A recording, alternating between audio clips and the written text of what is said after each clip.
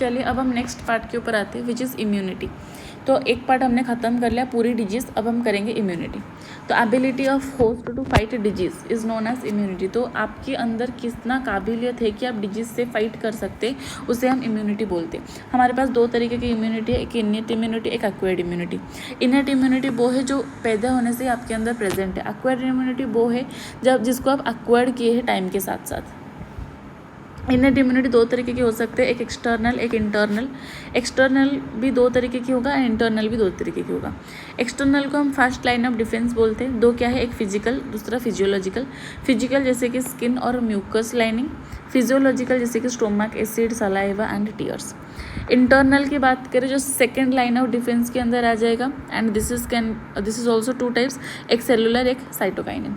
तो सेलुलर के अंदर जितना सेल पार्ट है, एंड सेल पार्ट तुम्हें पता है कि वो अंदर ही आता है, तो इसीलिए सेलुलर भी तुम्हारे अंदर के ही आ रहा है, इंटरनल ही आ रहा है, सेकेंड डिफेंस पे हो जाएगा। डेफिनेटली अगर तुम एक इंसान को देखोगे तो तुम पहले तो उसका बॉडी देखोगे एंड दूसरे पार्ट के तुम स्टडी करोगे, तब जाकर तुम्हें सेल वगैरह दिखेगा, तो इसलिए सेकेंड लाइन ऑफ डिफेंस भी हो रहा है। अच्छा, सेलुलर की बात करें, PMNLs, monocytes, natural killer cells and macrophages. PMNLs का दूसरा नाम क्या है, पॉलीमॉर्फो न्यूक्लियर ल्यूकोसाइट्स, ठीक है, इसको हम एक न्यूट्रोफिल्स भी बोलते हैं। साइटोकाइनिन जैसे कि इंटरफेरेंस, एंड इंटरफेरेंस क्या है ना, this is secreted by virus infected cells. तो जो वायरस इन्फेक्टेड सेल्स होगा वो सेल एक केमिकल रिलीज़ करते हैं जिसका नाम है इंटरफेरन, एंड यही इंटरफेरन जो नॉन इन्फेक्टेड सेल्स है उसको इन्फेक्शन होने से बचाता है। अब बात करते हैं एक्वायर्ड इम्यूनिटी के बारे में। एक्वायर्ड इम्यूनिटी सिंस मैंने बताया कि वो एक्वायर्ड होता है टाइम के साथ साथ, इसका मतलब ये पैथोजन स्पेसिफिक होते हैं एंड इसके पास मेमोरी है, तो ये मेमोरी बेस्ड भी होते हैं। दो रेस्पॉन्स शो करते हैं, एक प्राइमरी रेस्पॉन्स, दूसरा सेकेंडरी रेस्पॉन्स। जो प्राइमरी रेस्पॉन्स होता है वो तब होता है जब पहली बार इनकाउंटर किया होता है, फर्स्ट इनकाउंटर बाय पैथोजन, तब वो प्राइमरी रेस्पॉन्स शो करते हैं। एंड सिंस ये पहला इनकाउंटर है, पहले वो डिजीज़ उस इंसान के अंदर गया है, तो उस टाइम वो बहुत लो इंटेंसिटी का रिस्पॉन्स शो करता है। लेकिन जब वो सेकेंड बार इनकाउंटर करेगा, सेकेंड इनकाउंटर के दौरान ये इंटेंसिटी बहुत ज़्यादा हाई हो जाता है, एंड इसको हम एनामनेस्टिक रिस्पॉन्स भी कहते हैं, शॉर्टन इन्फेक्ट शो करेगा। Primary and secondary response carried by special lymphocytes, एक तो B lymphocytes and T lymphocytes. तो जो प्राइमरी एंड सेकेंडरी रिस्पॉन्स है वो दो लिम्फोसाइट्स कैरी करते हैं, एक है बी लिम्फोसाइट, एक है T lymphocytes. B lymphocytes and T lymphocytes के बारे में पढ़ते हैं। बी लिम्फोसाइट्स का दूसरा नाम एंटीबॉडी मीडिएटेड इम्यूनिटी है, इसको हम ह्यूमरल इम्यूनिटी भी कहते हैं। क्यों? क्योंकि एंटीबॉडी ब्लड के अंदर मिलते हैं, तो जो भी एंटीबॉडी ब्लड के अंदर मिलेगा उसको हम ह्यूमरल इम्यूनिटी बोलेंगे। It produce army of proteins, तो जो बी लिम्फोसाइट्स है वो बहुत ज़्यादा एंटीबॉडी रिलीज़ करते हैं और जिसको हम आर्मी ऑफ प्रोटीन्स भी बोलते हैं। हमारे पास 4 तरीके की एंटीबॉडी है, IgA, IgM, IgE, IgG। तो इसका ट्रिक टू रिमेंबर क्या है, GAMD, ठीक है। IgD के बारे में लिखा नहीं है, लेकिन इतने के बारे में मैं लिखा हूँ जो तुम्हारी NCERT में इंपॉर्टेंट है। तो IgA जो मदर की फर्स्ट मिल्क के अंदर प्रेजेंट है।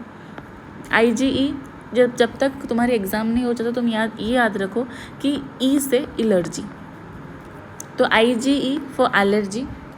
IgG वो है जो प्लासेंटा से फिटस की ओर जाएगा, ठीक है। एंड IgM का काम अगेन तुम्हारी NCERT के अंदर नहीं है, एंड IgD का काम भी तुम्हारी NCERT के अंदर नहीं है। अब बात करते हैं टी लिम्फोसाइट्स के बारे में, इसको हम सेल मीडिएटेड इम्यूनिटी बोलते हैं, और CMI हम शॉर्ट में इसको लिख सकते हैं। फॉर ऑर्गन ट्रांसप्लांटेशन से यूज होते हैं, and also for and it is also responsible for graft rejections. तो ऑर्गन ट्रांसप्लांटेशंस के टाइम जो सारी ब्लड वगैरह हमें इक्वल करना होता है, वरना ग्राफ्ट रिजेक्शन हो जाएगा, वो इसी इम्यूनिटी की वजह से होता है। एंड इसी को सप्रेस करने के लिए हम क्या देते हैं, ट्राइकोडर्मा पॉलीस्पोरम से निकला हुआ साइक्लोस्पोरिन A, सो दैट इस सेल मीडिएटेड इम्यूनिटी सप्रेस हो जाएगा और हम आराम से ऑर्गन ट्रांसप्लांट कर सकते हैं। T cells do not produce antibody but help B cells to produce antibody. तो ये टी सेल्स कोई भी एंटीबॉडी प्रोड्यूस नहीं करता, लेकिन ये हेल्प करता है बी सेल्स को इतने सारे एंटीबॉडी प्रोड्यूस करने के लिए, ठीक है। अब हम बात करते हैं एक्वायर्ड इम्यून टाइप के बारे में। एक्वायर्ड इम्यूनिटी क्या था, जो हम एक्वायर्ड करते थे टाइम के साथ। दो तरीके की, एक एक्टिव इम्यूनिटी, एक पैसिव इम्यूनिटी। एक्टिव इम्यूनिटी क्या है ना, एंटीबॉडी प्रोड्यूस्ड बाय होस्ट, तो जो एंटीबॉडी होस्ट खुद से प्रोड्यूस करते हैं उसको हम एक्टिव इम्यूनिटी बोलते हैं। मेमोरी सेल्स एंड ये स्लो रिस्पॉन्स शो करते हैं, ठीक है। तो इसमें भी मेमोरी सेल्स बनता है एंड ये स्लो रिस्पॉन्स हमें शो करते हैं। ये दो तरीके का होगा, एक नेचुरल एक्टिव इम्यूनिटी, एक artificial active immunity. Natural active immunity का एग्जांपल क्या हो जाएगा, injections, and artificial active immunity का एग्जांपल क्या हो जाएगा, वैक्सीनेशन। अब बात करते हैं पैसिव इम्यूनिटी। पैसिव इम्यूनिटी क्या है, जो इनडायरेक्ट, यानी कि आपको बाहर से दिया जाएगा। जैसे कि क्या है ना, readymade antibody provided to host, तो जो रेडीमेड बने बनाए एंटीबॉडी होगा वो होस्ट को हम दे देंगे। तो इसमें कोई मेमोरी सेल का काम नहीं रहा और फर्स्ट रिस्पॉन्स ये शो करेगा।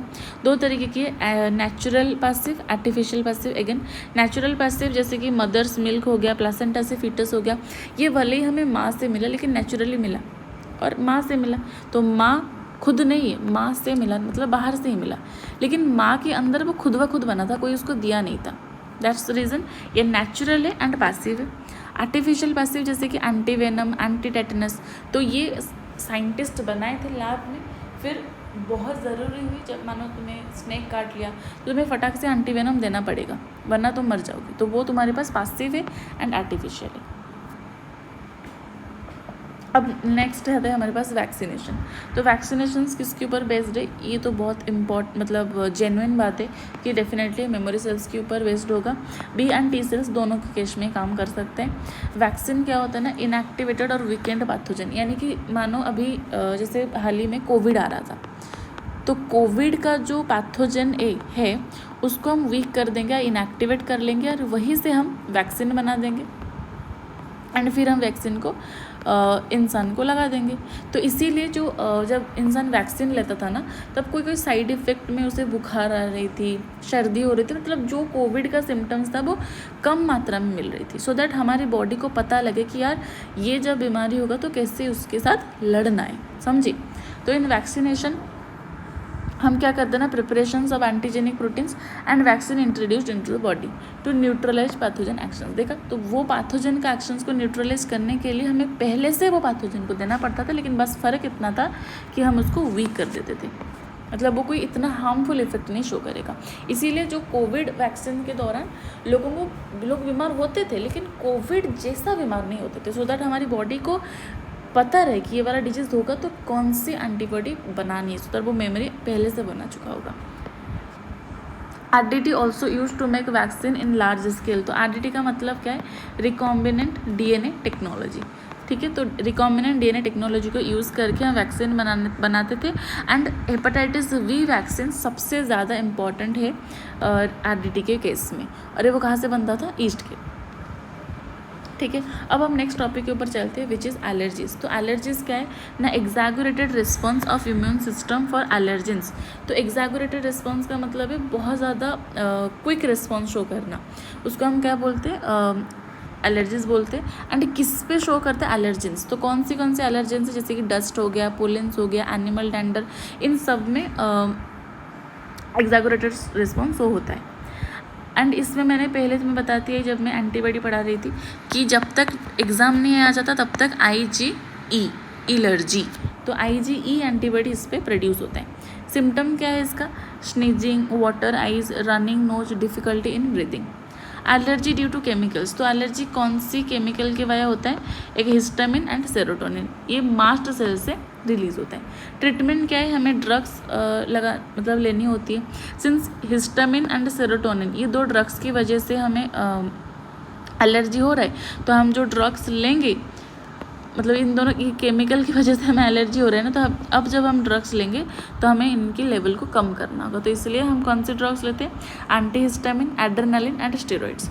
मोर and more children in metro cities of India suffer from allergies and asthma due to protected environment. Since आजकल की जो एनवायरनमेंट है बहुत ज़्यादा प्रोटेक्टेड है, इसीलिए मेट्रो सिटीज़ के अंदर अस्थमा एंड एलर्जीज के केसेस बहुत बढ़ गई है बच्चों के अंदर। अब नेक्स्ट टॉपिक आता है हम ऑटो इम्यूनिटी के बारे में। तो ऑटो इम्यूनिटी मेमोरी बेस्ड होता है एंड ये भी एक्वायर्ड इम्यूनिटी होता है। It evolve in higher vertebrates. तो हायर वर्टिब्रेट्स जैसे कि ह्यूमन हो गए, तो उनमें ऑटो इम्यून रिजल्ट दिखता है। इसका मतलब यह इस वाले डिजीज़ में होता क्या है ना, it is the ability to differentiate foreign molecules as a foreign organisms, वो चला जाता है, ठीक है। तो ऑटो इम्यूनिटी के अंदर होता क्या है ना, बॉडी अटैक सेल्स, तो जो बॉडी है वो खुद की सेल्स को मारना शुरू कर देता है। ये जेनेटिक भी हो सकता है एंड अननोन रीजंस के कारण भी हो सकता है, कोई पता नहीं होगा क्या वो कैसे, कुछ भी नहीं पता, वो ऑटोमेटिकली हो सकता है, अदरवाइज जेनेटिक की वजह भी हो सकते हैं। 2 एग्जाम्पल है, एक रिमेटॉइड आर्थराइटिस, एक मस्थानिया ग्राविस। अब बात करते हैं इम्यून सिस्टम ऑफ बॉडी के बारे में। तो हमारी इम्यून सिस्टम ऑफ बॉडी यानी कि हमारी बॉडी में कौन सी इम्यून सिस्टम है, तो कौन सी immune system, lymphoid organ, tissue, cells, antibody, ये सब प्रेजेंट है। जब लिम्फोइड ऑर्गन डिफ्रेंशिएट होगा एंड मैचुरेशन होगा, तब वो दोनों केस किस में होगा, प्राइमरी लिम्फोइड ऑर्गन के होगा, अंदर होगा। लेकिन जब उसका प्रोलिफरेशन होगा तब वो सेकेंडरी लिम्फोइड ऑर्गन के अंदर होगा। Got it. अब माल्ट का मतलब क्या है, mucosa associated lymphoid tissue, lymphoid tissue within lining of major duct. तो मेजर डक्ट जैसे कि रेस्पिरेटरी ट्रैक्ट, यूरिनरी ट्रैक्ट, इसके अंदर जो लिम्फोइड टिश्यू हमें देखने को मिलता है, हम उसको क्या बोलते हैं, malt. It contains 50% of lymphoid tissue. तो लिम्फोइड टिश्यू के अगर मेजर बंक 50% कौन कैरी करता है, माल्ट। ठीक है। अच्छा, अब बात करते हैं primary lymphoid organ and secondary lymphoid organ. तो मैंने बताया कि प्राइमरी लिम्फोइड के अंदर क्या होता है, डिफ्रेंशिएशन होता है एंड मैचुरेशन होता है, एंड सेकेंडरी लिम्फोइड के अंदर क्या होता है, प्रोलिफरेशन होता है। तो बस इसी को मैंने लिखी हूँ। एक प्राइमरी मैच्योर लिम्फोसाइट मैंने लिया, इमैच्योर लिम्फोसाइट मैंने लिया, उसका डिफ्रेंशिएट होगा तो ये एंटीजन सेंसिटिव लिम्फोसाइट बना देगा, एंड जैसे इसका मैचुरेशन होगा तो वो मैच्योर लिम्फोसाइट बना देगा, एंड यहीं पर तुम्हारी प्राइमरी लिम्फोइड ऑर्गन का काम खत्म। अब जब मैच्योर लिम्फोसाइट का प्रोलिफरेशन होगा एंड वो इफेक्टर सेल्स के ऊपर काम करना शुरू करेगा, तब जो चीज़ें होता है वो किसके अंदर होता है, सेकेंडरी लिम्फोइड ऑर्गन के अंदर होता है। प्राइमरी लिम्फोइड ऑर्गन के example bone marrow and thymus. Secondary lymphoid organ की बहुत सारे एग्जाम्पल्स हैं, जैसे कि tonsils, lymph nodes, spleen, pairs, patches, ये सब। ठीक है। अच्छा, मैं बी सेल्स की बात करूँ तो फॉर्मेशंस एंड मैचुरेशंस दोनों ही वो बोन मैरो के अंदर होते हैं। लेकिन मैं टी सेल्स की बात करूँ तो फॉर्मेशंस तो वो बोन मैरो के अंदर ही होगा, लेकिन मैचुरेशन उसका थाइमस के अंदर होगा। ठीक है। अच्छा, लेकिन मैं वहीं पर अगर बात करूँ सेकेंडरी लिम्फोइड ऑर्गन की, तो B cells and T cells दोनों का differentiation and proliferations bone marrow के अंदर ही हो जाता है। ठीक है। अब बात करते लिम्फ नोड्स के बारे में। तो लिम्फ नोड्स क्या होते हैं, स्मॉल सॉलिड स्ट्रक्चर्स होते हैं। इट ट्रैप माइक्रो ऑर्गेनिज्म जैसे कि एंटीजन। तो जो हमारी लिम्फ नोड्स के अंदर क्या होते हैं ना, एंटीजन्स ट्रैप होके रह जाते हैं, एंड वही ट्रैप्ड एंटीजन क्या करेंगे ना, लिम्फोसाइट को एक्टिवेट करेंगे एंड हमारी इम्यून रिस्पॉन्स को एक्टिवेट करेंगे। स्प्लीन क्या होता है, एक लार्ज बीन शेप का स्ट्रक्चर होता है, ऑर्गन होता है। It have lymphocytes and phagocytes. तो इसके पास 2 चीज़ें प्रेजेंट है, लिम्फोसाइट भी प्रेजेंट है एंड फैगोसाइट भी प्रेजेंट है। फिल्टर ऑफ ब्लड की तरह ये काम करता है। लार्ज रिजर्वर होता है एरिथ्रोसाइट, एरिथ्रोसाइट यानी कि आरबीसी। तो इसलिए हम इसको ग्रेवयार्ड ऑफ आरबीसी भी कहते हैं, एंड इसलिए इसका कलर एकदम रेड होता है।